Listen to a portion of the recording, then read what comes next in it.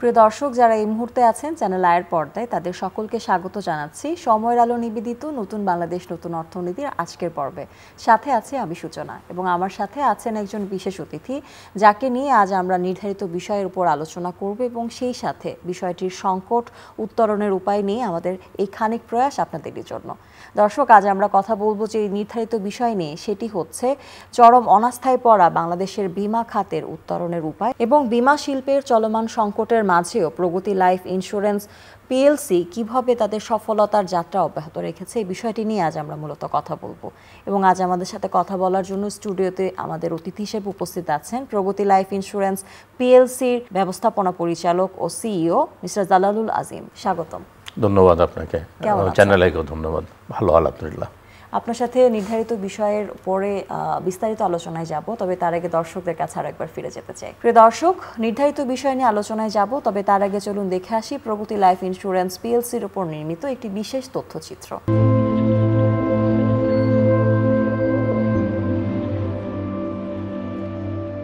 স্বাধীনতার পরে বাংলাদেশ যখন অর্থনৈতিক পুনর্গঠন ও কাঠামোগত অগ্রগতির পথে হাঁটছিল, তখন জাতির সামনে একটি বড় চ্যালেঞ্জ ছিল দেশের বৃহৎ জনগোষ্ঠীকে আর্থিক নিরাপত্তার কাঠামোর আওতায় নিয়ে আসা। ঠিক তখনই একটি দূরদর্শী উপলব্ধি থেকে বাংলাদেশের কতিপয় সাহসী, চিন্তাশীল ও সৎ উদ্যোক্তা এগিয়ে আসেন দেশের বেসরকারি খাতে একটি শক্তিশালী জীবন বীমা প্রতিষ্ঠানের স্বপ্ন বুনতে। তাদের সেই চিন্তার বাস্তব প্রতিফলন ঘটেছিল 2000 সালের 30 জানুয়ারি প্রগতি লাইফ ইন্স্যুরেন্স পিএলসির প্রতিষ্ঠার মাধ্যমে। Pragati life insurance PLC register of joint stock companies and ফার্মসের অধীনে পাবলিক লিমিটেড কোম্পানি হিসেবে নিবন্ধিত হয়। এর কিছুদিন পর একই বছরের 11 এপ্রিল বীমা অধিদপ্তর থেকে জীবন বীমা ব্যবসা পরিচালনার আনুষ্ঠানিক অনুমতি লাভ করে প্রতিষ্ঠানটি। আর সেখান থেকে শুরু হয় একটি স্বপ্নের বাস্তব রূপ নেওয়ার সংগ্রাম, একটি দায়িত্ববান, দক্ষ ও গ্রাহক বান্ধব জীবন বীমা কোম্পানি গঠনের এক গৌরবময় যাত্রা। প্রতিষ্ঠার পর থেকেই প্রগতি লাইফ তাদের অভিনব পরিকল্পনা, উদ্ভাবনী বীমা পণ্য এবং স্বচ্ছ ব্যবসায়িক নীতি অনুসরণ করে গ্রাহকদের আস্থা অর্জনে সক্ষম হয়। আধুনিক ব্যবস্থাপনা, প্রযুক্তি নির্ভর সেবা এবং পেশাদার দক্ষ জনবল প্রগতি লাইফকে স্বল্প সময়ে একটি শক্তিশালী অবস্থানে নিয়ে আসে। প্রতিষ্ঠানটি 2005 সালে ঢাকা স্টক এক্সচেঞ্জ এবং চট্টগ্রাম স্টক এক্সচেঞ্জে তালিকাভুক্ত হওয়ার মাধ্যমে পুঁজি বাজারে প্রবেশ করে, যা ছিল কোম্পানির স্বচ্ছতা, জবাবদিহিতা এবং বিনিয়োগ বান্ধব দৃষ্টিভঙ্গির এক উজ্জ্বল প্রমাণ। প্রগতি লাইফের প্রতিটি কার্যক্রমের পেছনে রয়েছে একটি সুস্পষ্ট দর্শন: জীবনের ঝুঁকি ব্যবস্থাপনার মাধ্যমে নিরাপদ ভবিষ্যৎ নিশ্চিত করা। এই দর্শন থেকেই প্রতিষ্ঠানটি শুধু বীমা পলিসি প্রদান করেই থেমে থাকেনি, বরং গ্রাহকের পাশে থেকে বিপদের দিনে সাহস জুগিয়েছে, স্বপ্ন দেখিয়ে চলেছে একটি নিরাপদ আগামী। বিশেষ করে মধ্যবিত্ত ও নিম্ন আয়ের মানুষের কাছে জীবন বীমাকে সহজবোধ্য ও গ্রহণযোগ্য করে তোলা এ এক অনন্য সাফল্য। কিন্তু একটা মধ্যবিত্ত ফ্যামিলি যদি কিছু পরিমাণ টাকা এই প্রগতিতে রাখে, ওনারা এটা হতে পারে মান্থলি দিতে পারে, কোয়ার্টারলি দিতে পারে, কিংবা ইয়ারলিও করতে পারে, মানে তার যেভাবে সুবিধা টাকা দেওয়াটা। আর মোটামুটি যদি 15 বছরের করে, এটা বেনিফিট অনেক, বোনাসটা খুবই ভালো দেয় প্রগতি, যার জন্য এই ট্রাস্ট থেকে আমি প্রগতিতে ইন্স্যুরেন্সটা করেছি। গ্রামীণ ও প্রান্তিক পর্যায়ে বীমা সেবা পৌঁছে দেওয়া, সামাজিক দায়বদ্ধতার অংশ হিসেবে স্বাস্থ্য বীমা ও শিক্ষার নানা কার্যক্রমে সম্পৃক্ততা এবং নারীর ক্ষমতায়নে নারী বীমা পরিকল্পনার মতন অভিনব উদ্যোগ প্রগতি লাইফকে করেছে ব্যতিক্রমী ও সময়োপযোগী। বর্তমানে প্রগতি লাইফ ইন্স্যুরেন্স পিএলসি দেশের জীবন বীমা খাতের প্রথম সারির একটি প্রতিষ্ঠান হিসেবে সুপ্রতিষ্ঠিত। এটি শুধুমাত্র একটি কোম্পানির নাম নয়, এটি একটি বিশ্বাস, একটি নিরাপত্তা, একটি অঙ্গীকার যা লাখো মানুষের জীবনের পাশে দাঁড়িয়ে নির্ভরতার প্রতীক হয়ে উঠেছে। প্রগতি মানে এগিয়ে চলা, প্রতিদিন, প্রতি মুহূর্তে। দর্শক, দেখে এলাম প্রগতি লাইফ ইন্স্যুরেন্স পিএলসির উপর নির্মিত একটি বিশেষ তথ্যচিত্র। চলুন ফিরে যাই আমাদের আজকের অতিথি প্রগতি লাইফ ইন্স্যুরেন্স পিএলসির ব্যবস্থাপনা পরিচালক ও সিইও জালালুল আজিমের কাছে। শুরুতেই জানতে চাই যে বাংলাদেশের যে সংকটের মুখোমুখি একটি অবস্থায় আছে ইন্স্যুরেন্স খাতটি, এ বিষয়ে তো বিস্তারিত আলোচনা করব, তবে তার আগে একটু জানাবেন যে ইন্স্যুরেন্স খাতটা শুরু হয়েছিল কিভাবে এবং সেই সময়টা কেমন ছিল ইন্স্যুরেন্সের জন্য? ধন্যবাদ আপনাকে। ইন্স্যুরেন্স তো আসলে বহু আগে থেকেই শুরু। আপনি যদি বাংলাদেশের কথা আমরা বলি, তো বাংলাদেশ যখন স্বাধীন হয় 1971 সালে, তখন কিন্তু আমরা বেশ কিছু ইন্স্যুরেন্স কোম্পানি ছিল, তাদের কার্যক্রম চালু ছিল। অর্থাৎ আমরা যখন পাকিস্তানের অংশ ছিলাম তখন থেকে ছিল, তার আগে যদি ব্রিটিশ আমল বলেন সেখানেও ছিল। তো আমি আমাদের স্বাধীনতার সময় থেকেই বলি, 50 বছরের বেশি হয়েছে। তখন যে সমস্ত ইন্স্যুরেন্স কোম্পানি, দেশি বিদেশি কোম্পানিগুলো বাংলাদেশে কাজ করত, সেগুলোকে সরকার ন্যাশনালাইজড করে দুটো কর্পোরেশনকে নিয়ে আসে। একটা হচ্ছে সাধারণ বীমা কর্পোরেশন, আরেকটা হচ্ছে জীবন বীমা কর্পোরেশন। যত কোম্পানিগুলো ছিল একমাত্র আমেরিকান লাইফ ইন্স্যুরেন্স কোম্পানি ছাড়া বাকি সবগুলো কোম্পানিকে একীভূত করে জীবন বীমা কোম্পানিগুলো জীবন বীমা কর্পোরেশনের আওতায় চলে আসে, সাধারণ বীমা কর্পোরেশনগুলো সাধারণ বীমার আওতায় চলে আসে। তাদের সব অ্যাসেট এবং লায়াবিলিটি সেইভাবে ভাগ হয়ে যায়। পরবর্তীতে 74 সালে সরকার আমেরিকান লাইফ ইন্স্যুরেন্স কোম্পানিকে ব্যবসা নতুনভাবে শুরু করার অনুমতি দেয় এবং 1985 সালে প্রথম বাংলাদেশে প্রাইভেট সেক্টরকে সরকার অনুমতি দেয় এবং তখনই থেকে কোম্পানি আসা শুরু হয়। 85 সালে লাইফ এবং জেনারেল ইন্স্যুরেন্স কোম্পানি মিলে প্রায় 14-15টার মতো কোম্পানি লাইসেন্স প্রাপ্ত হয়, ব্যবসা শুরু করে। তারপর আপনার 90 সালে কিছু পারমিশন দেওয়া হয়। পরবর্তীতে 2000 সালে আরও কিছু কোম্পানিকে দেওয়া হয়। তখন আমরা প্রগতি লাইফ ইন্স্যুরেন্স কোম্পানি তখন আসি। আমাদের সিস্টার কোম্পানি অবশ্য প্রথম জেনারেশন প্রগতি জেনারেল ইন্স্যুরেন্স কোম্পানি 85 সালেই আসে এবং সর্বশেষ কোম্পানি দেওয়া হলো 1913-14 সালে। আর এর ভিতরে আরও একটা না দুটো কোম্পানিকে পারমিশন দিয়ে সর্বমোট 82টা লাইফ ইন্স্যুরেন্স কোম্পানি বাংলাদেশে এখন তাদের ব্যবসা পরিচালনা করছে। এর ভিতরে সরকারি দুটো প্রতিষ্ঠান কিন্তু আছে, সাধারণ বীমা, জীবন বীমা। তো এইভাবেই বিমার ব্যবসাটা চলে আসছে এবং শুরু লগ্ন থেকে প্রতি বছরই ব্যবসা বৃদ্ধি পাচ্ছে। আস্তে আস্তে মানুষের সংখ্যাও বিমার আওতায় আসছেন, সম্পদগুলোও আসছেন। যদিও বাংলাদেশের অর্থনীতির গ্রোথের সাথে বিমার গ্রোথটা ওইভাবে তাল মিলিয়ে যাচ্ছে না, যার ফলে আমরা পেনিট্রেশন কমে যাচ্ছে। এইটা হচ্ছে আমাদের জন্য একটা বড় চ্যালেঞ্জ। বর্তমানে প্রতারণা, হয়রানি, ভোগান্তি নানান কারণে আসলে সাধারণ মানুষের আস্থাটা কমে গেছে বিমার খাতের উপরে। এটার পেছনে আসলে কি কারণ আছে বলে মনে করেন? এটা আপনি কিছুটা সত্য বলেছেন, তবে এই প্রসঙ্গে আমি যে কথাটা বলবো, আসলে প্রতারণা নাই বাংলাদেশের কোন সেক্টর বলেন, এমন কোন সেক্টর কি আপনি দেখাইতে পারবেন যেখানে প্রতারণা হয় না? আর অন্যান্য সেক্টরের কথা আমি বাদই দিলাম, পত্রপত্রিকা ঘাটলেই কিন্তু আসছে। তো ইন্স্যুরেন্স সেক্টরের বাইরে না, আমরা তো যে সমাজে বসবাস করি, যাদেরকে নিয়ে আমরা বসবাস করি, যাদেরকে নিয়ে আমরা কাজ করি, তাদের থেকে আমরা কিন্তু পুরোপুরি এখান থেকে আমরা বের হয়ে আসতে পারিনি। আমাদেরও দুর্ভাগ্যজনক, কয়েকটা কোম্পানির জন্য হয়তো আমাদের ইমেজটা একটু ক্ষতিগ্রস্ত হয়েছে। আসলে দুর্নীতি সবখানে থাকতেই পারে, কিন্তু আমরা কেন এটা থেকে নিজেদেরকে আলাদা করতে পারছি না? এই জায়গাটায় যেহেতু প্রচারণাটা দুর্ভাগ্যজনকভাবে নেগেটিভ ইস্যুগুলোকে নিয়েই বেশি হয় এবং মানুষ ইন্স্যুরেন্স সেক্টরটাকে যেভাবে দেখতে চায় সেভাবে হয়তো আমরা সবাই মিলে এখন আসতে পারিনি বলে আমাদের এই ইমেজটা ক্রাইসিস আমরা ভুগছি। তবে পাশাপাশি আমরা কয়েকটা কোম্পানি আছে যারা সবাই কিন্তু খারাপ না, অনেকটা কোম্পানি অনেক ভালোভাবে তারা কাজ করছে। তার ভিতরে আমি যদি আমাদের কোম্পানির কথা বলি, প্রগতি লাইফ ইন্স্যুরেন্স পিএলসি, আমরা কিন্তু যথেষ্ট সুনামের সাথে কাজ করছি। আমাদের ব্যবসার বৃদ্ধি হচ্ছে যে কারণে আমরা গ্রাহকের দাবি পূরণে কোনো রকম সময় আমরা ক্ষেপণ করি না। কিন্তু অনেকে প্রশ্ন করে থাকেন, কিন্তু অভিযোগ করে থাকেন যে একটা আমার ইন্স্যুরেন্স ম্যাচিউর হয়েছে, নির্দিষ্ট সময় পেরিয়ে গেছে, কিন্তু তারপর আমি টাকা পাচ্ছি না। কিছু কিছু কোম্পানির ক্ষেত্রে এটা সত্য। হ্যাঁ, না, এটা সত্য, অভিযোগ জানানোর জায়গা আছে। প্রথমত হচ্ছে যে আমাদেরকে নিয়ন্ত্রণ করেন সরকারের তরফ থেকে বীমা উন্নয়ন ও নিয়ন্ত্রণ কর্তৃপক্ষ, তাদের কাছে যেতে পারেন, তারা এই সমস্ত ব্যাপারগুলো দেখভাল করেন।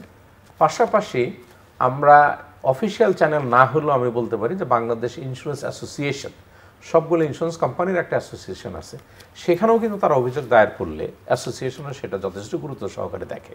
আর সর্বশেষ তো আইনের ক্ষেত্রে আশ্রয় নেওয়া, অর্থাৎ কোর্টে যাওয়ার পথ আপনার রয়েছে, দ্যাট ইজ দি এন্ড স্টেজে। কিন্তু এর ভিতরে বাংলাদেশ ইন্স্যুরেন্স অ্যাসোসিয়েশন এবং insurance development and regulatory authority, যেটাকে আমরা সংক্ষেপে ইডরা বলি, সেখানে যাওয়ার সুযোগ কিন্তু আছে। এবং ইডরা যথেষ্ট পদক্ষেপ এখন নিচ্ছে যাতে গ্রাহকের টাকাটা পরিশোধ করা যায়। যে সমস্ত কোম্পানি বাজে অবস্থায় পড়ে গেছে, তাদের সম্পদ যদি থাকে, এই সম্পদগুলোকে বিক্রি করে গ্রাহকের দাবিটা পরিশোধ করা। পাশাপাশি অতি সম্প্রতি আমরা দেখেছি পত্রিকায় 15টা কোম্পানিকে অডিট করাচ্ছে ইডরা, তাদেরকে সরকারের সহায়তা নিয়ে বা ডোনার এজেন্সির সহায়তা নিয়ে তাদেরকে আবার সক্ষম করে তোলা এবং পরবর্তীতে আবার এটাকে প্রাইভেট সেক্টরে দিয়ে দেওয়া। তো এই পদক্ষেপগুলো কিন্তু চলমান রয়েছে। ইন্স্যুরেন্স অ্যাসোসিয়েশনও যথেষ্ট পদক্ষেপ নিচ্ছে। তো আমরা আশা করি যে ওদের ভবিষ্যতে আমরা আমাদের এই নেগেটিভ ইমেজটাকে কাটিয়ে আমরা পজিটিভ ইমেজ তৈরি করতে পারবো। আর পাশাপাশি যে কোম্পানিগুলো ভালো করছে, যারা গ্রাহকের দাবি যথাসময়ে দিচ্ছে, তাদের কিন্তু সমস্যা হচ্ছে না। একটা প্রতিষ্ঠানের কিন্তু স্বাভাবিকভাবে কমিটমেন্ট থাকা উচিত। সেক্ষেত্রে বীমা খাতের যে প্রতিষ্ঠানগুলো আছে তাদের কমিটমেন্ট কেমন হওয়া উচিত, এবং সেই সাথে সফল হওয়ার জন্য, মানুষের আস্থা অর্জন করার জন্য তাদের কোন কোন বিষয়ে গুরুত্ব দেওয়া উচিত বলে আপনি মনে করেন? আমরা যে জিনিসটাকে গুরুত্ব দিই, বিশেষত আমাদের কোম্পানির কথা যদি বলেন, আমরা খুব ট্রান্সপারেন্ট, অর্থাৎ আমরা গ্রাহকের স্বার্থটাকে সবার আগে দেখি এবং ট্রান্সপারেন্ট গ্রাহক দেখতে পায় আমাদেরকে যে আমরা আসলে কি করছি না করছি। তার জন্য আমরা ডিজিটাল প্রযুক্তি ব্যবহার করছি। একজন গ্রাহক তার মোবাইল অ্যাপসের মাধ্যমে তার পলিসির সব তথ্য জানতে পারে, ওয়েবসাইটে গিয়ে জানতে পারে। তাদের কাজটাকে হ্যাসেল ফ্রি করার জন্য যে পেমেন্ট, অর্থাৎ তারা আমাদেরকে প্রিমিয়াম দেয়, আবার যখন তাদের টাকা পাওয়ার সময় হয় আমরা তাদেরকে টাকা ফেরত দিই। এটা আগে আমরা ধরেন ব্যাংকের মাধ্যমে, চেকের মাধ্যমে আমরা নিতাম, এখন এগুলাকে আমরা EFTN-এর মাধ্যমে টাকা দিচ্ছি। অর্থাৎ গ্রাহক যখন টাকা পাওনা হচ্ছে, আমি তার পরের দিন তার ব্যাঙ্ক অ্যাকাউন্টে টাকাটা দিয়ে দিচ্ছি। আবার যখন গ্রাহক ইন্স্যুরেন্স কোম্পানি তাকে প্রিমিয়াম দেবে, তার জন্য যত আধুনিক প্রযুক্তি আছে আমরা সেগুলো ওপেন করেছি। যেমন ধরেন এখন আপনি ডেবিট কার্ড, ক্রেডিট কার্ডের মাধ্যমে দিতে পারবেন। আপনি এই ডিজিটাল ওয়ালেট যেগুলো আছে, বিকাশ, নগদ, এগুলোর মাধ্যমে, অর্থাৎ আপনি ঘরে বসেই আপনি প্রিমিয়ামটা দিতে পারছেন, অনলাইনে সব কিছু দেখতে পাচ্ছেন। টাকা দেওয়ার সাথে সাথে আপনাকে SMS চলে যাচ্ছে রিয়েল টাইমে যে আমরা টাকাটা পেয়েছি। আগে এই জায়গাটাও কিছু প্রতারণার সুযোগ ছিল, এখন কিন্তু আমরা এই ডিজিটাল পদ্ধতি অবলম্বন করার কারণে এই জায়গার প্রতারণাগুলো এখন করার কোনো সুযোগ থাকছে না। পাশাপাশি গ্রাহক আগে হ্যাসেল ফ্রি, আগে যা টাকা তুলতে অফিসে টাকা জমা, তার ফাইল জমা দিতে হতো, সেটা হেড অফিসে আসতো, সেখান থেকে আমরা তাকে চেক দিতাম, সেই চেক আবার ডিপোজিট হতো, সেটা এনক্যাশ হতো। এখন কিন্তু একদিনের ব্যবধানেই সেটার টাকাগুলো তার অ্যাকাউন্টে চলে যাচ্ছে। সো আমরা ডিজিটাল প্রযুক্তি আনয়ন করেছি এবং মোবাইল অ্যাপস, ওয়েবসাইট ইত্যাদির মাধ্যমে গ্রাহক কিন্তু তাৎক্ষণিকভাবে দেখতে পাচ্ছে তার পলিসির কী অবস্থা। তো এই জিনিসটা আমরা যতটা করতে পারবো, গ্রাহকের কাছে আমরা আমাদের ইমেজটা তত ভালো করতে পারবো। পাশাপাশি আমরা বিমা সাধারণত বিক্রয় করতাম আমরা এজেন্টদের মাধ্যমে। জীবন বিমার কথা যদি আমরা বলি, এজেন্টগুলোকে আমরা প্রফেশনাল করার চেষ্টা করছি, তাদেরকেও আমরা ডিজিটাল ওয়েতে যাচ্ছি। আগে অ্যাপ্লিকেশনে মনে করেন আপনাকে ফর্ম ফিল আপ করতে হতো, নাম, ঠিকানা ইত্যাদি ইত্যাদি। এখন কিন্তু আমরা চাচ্ছি যে এটা একজন এজেন্ট একজন গ্রাহকের সামনে একটা ট্যাবলেট বা একটা মোবাইল অ্যাপস নিয়ে গিয়ে ফিল আপ করে তাৎক্ষণিকভাবে রিয়েল টাইমে আমার সার্ভারে চলে আসবে সব তথ্য, এবং উনি ডিজিটাল সিস্টেমে তার ডেবিট কার্ড, ক্রেডিট কার্ড বা বিকাশ নগদের মাধ্যমে পেমেন্ট করে দিলে তাৎক্ষণিকভাবে পলিসি ইস্যু হয়ে যাবে। যেটা আমরা শুরু করেছি ব্যাংক অ্যাসুরেন্সের মাধ্যমে, যেটা সম্প্রতি চালু হয়েছে। অর্থাৎ ব্যাংকরা ইন্স্যুরেন্স কোম্পানির সাথে পার্টনারশিপে ইন্স্যুরেন্স বিক্রি করছে। সেই পলিসিগুলো কিন্তু আমরা এখন ম্যানুয়াল সিস্টেম রাখছি না। অর্থাৎ ব্যাংকের এন্ডে যখনই তারা এন্ট্রি করছে, এন্ট্রি করে টাকা জমা হয়ে যাচ্ছে ব্যাংকের অ্যাকাউন্ট থেকে আমাদের অ্যাকাউন্টে চলে আসতেছে, তাৎক্ষণিকভাবে আমাদের এখানে পলিসি আন্ডাররাইট হয়ে সত্যিকার অর্থে আমরা এটা বুঝতেও পারছি যে অনেক আধুনিক প্রযুক্তির ব্যবহার হয়েছে এবং গ্রাহকের জায়গায় আসলে তাদের স্বস্তিও বেড়েছে।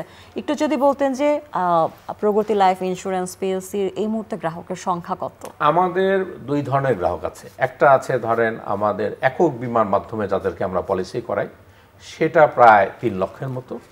আর কর্পোরেট গ্রাহক রয়েছে, অর্থাৎ বেশ কিছু অর্গানাইজেশন, প্রায় 300-র মতো অর্গানাইজেশন আমাদের তাদের এমপ্লয়ীদের জন্য বিমা সুবিধা দিয়ে থাকে।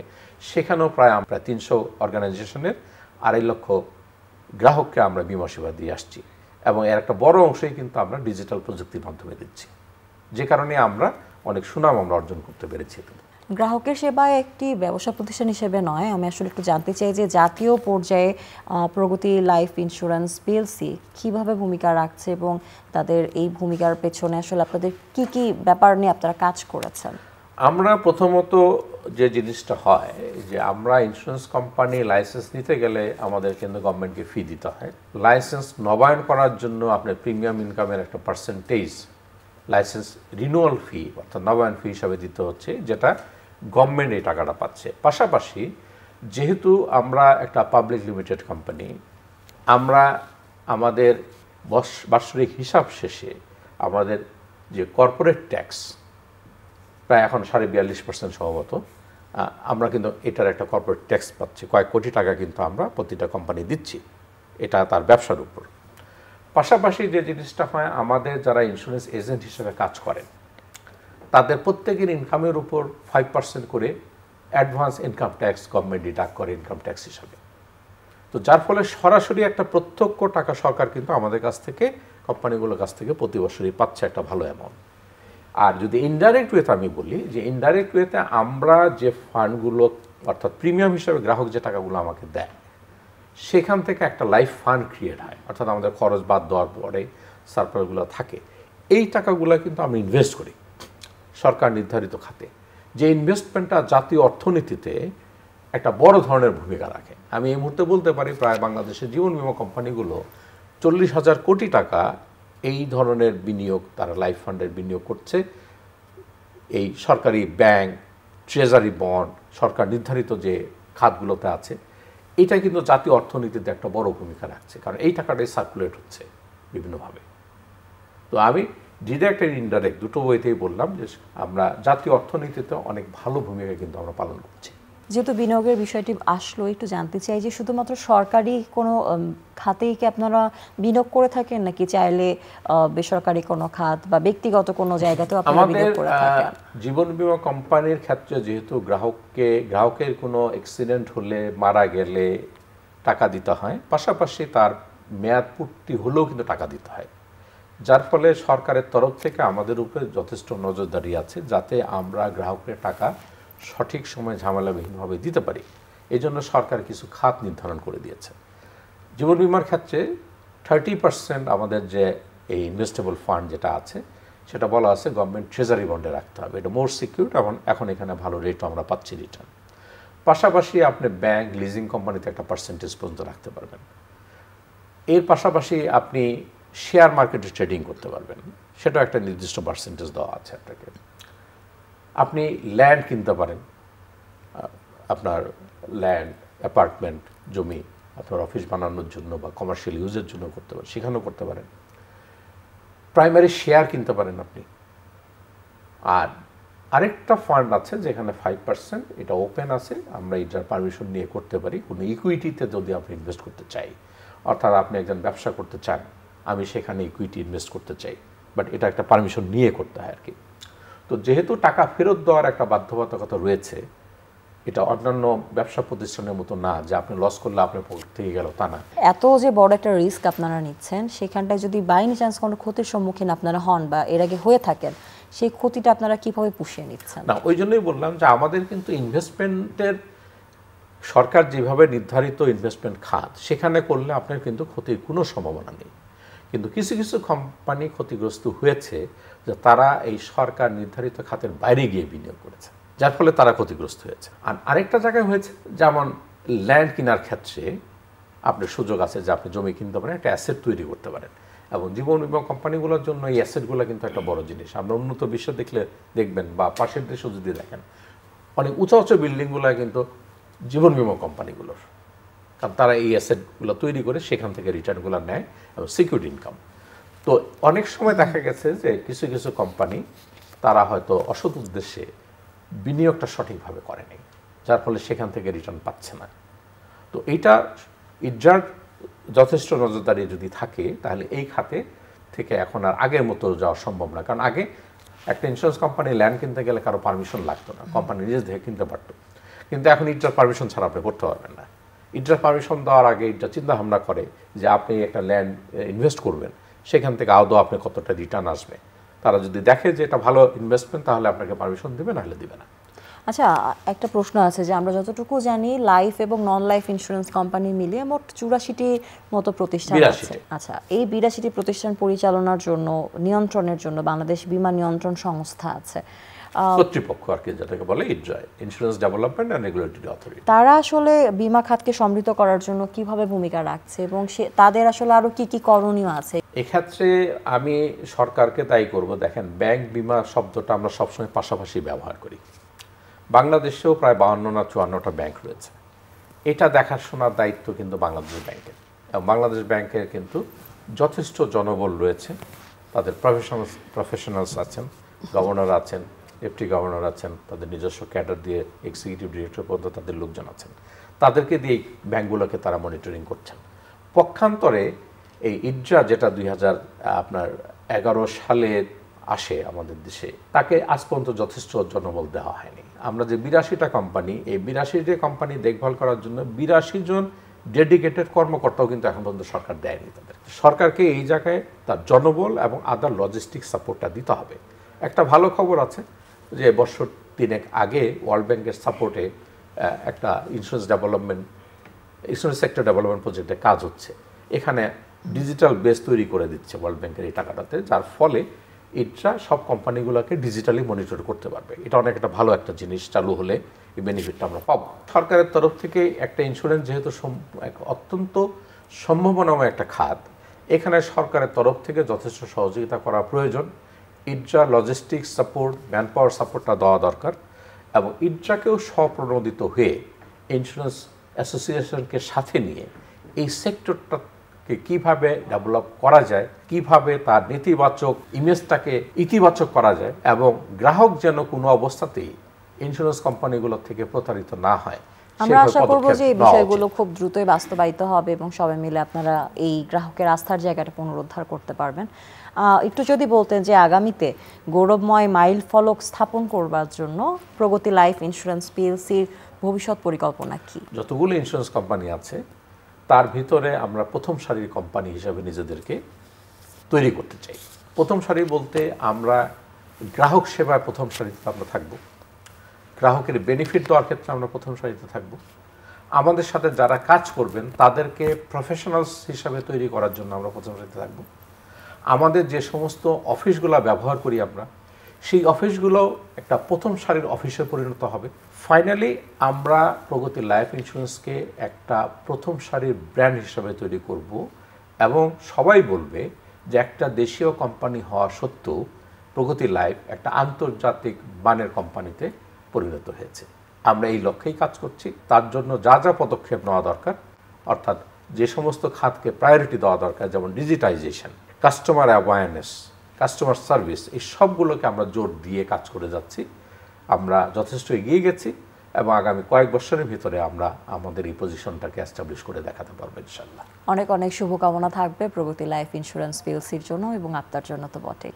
আপনাকেও ধন্যবাদ, চ্যানেল আইকেও ধন্যবাদ। দর্শক, কথা বলছিলাম বাংলাদেশের বীমা খাতের অনাস্থা, সেই অনাস্থাকে কিভাবে আমরা আস্থায় পরিণত করতে পারি, সেই বিষয়ের আমাদের কি কি করণীয় আছে সেই বিষয়গুলো, এবং সেই সাথে প্রগতি লাইফ ইন্স্যুরেন্স পিএলসির বর্তমান অবস্থা, তাদের সফলতা, এবং সেই সাথে ভবিষ্যৎ পরিকল্পনা নিয়েও কথা হচ্ছিল। আশা করছি আজকের এই আলোচনা থেকে অনেকটা বিষয় তাদের কাছে আমরা ঠিকঠাক পৌঁছে দিতে পেরেছি। আগামীতে আবারও নতুন কোনো বিষয় নিয়ে হাজির হয়ে যাব সময়ের আলো নিবেদিত নতুন বাংলাদেশ নতুন অর্থনীতির নতুন পর্ব নিয়ে। সে পর্যন্ত সকলে ভালো থাকুন, সুস্থ সুন্দর থাকুন চ্যানেল আয়ের সাথে।